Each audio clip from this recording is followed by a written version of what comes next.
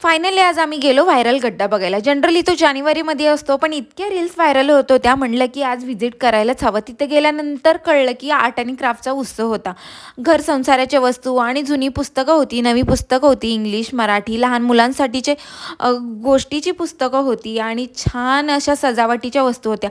ज्यांना खरंच घर सजवायला आवडतं ना, त्यांच्यासाठी खूप कमालीच्या वस्तू होत्या. छान मोठे-मोठे पॉट्स होते, जे की मी याच्या आधी कुठेच नाही बघितले आणि खूप महागडे सुद्धा होते.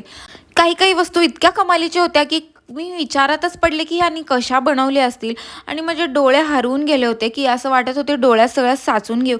अजून खूप सारे स्टॉल होते, पण आम्ही इथेच हरवून गेलो होतो. मस्त अशा क्रॉकरीज होत्या, ज्या की आपण रील्समध्ये बघतो, टीव्हीजमध्ये बघतो.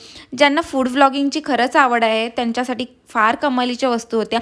या व्हिडिओमध्ये पूर्ण कव्हर करणं शक्य नाही आहे. मी बाकीचं सगळं तुम्हाला दुसऱ्या व्हिडिओमध्ये दाखवेन आणि चिनू आणि मी खूप एन्जॉय केलं आणि खरंच खूप मजा आली आहे मला. भेटूया पुढच्या व्हिडिओमध्ये. चलो बाय.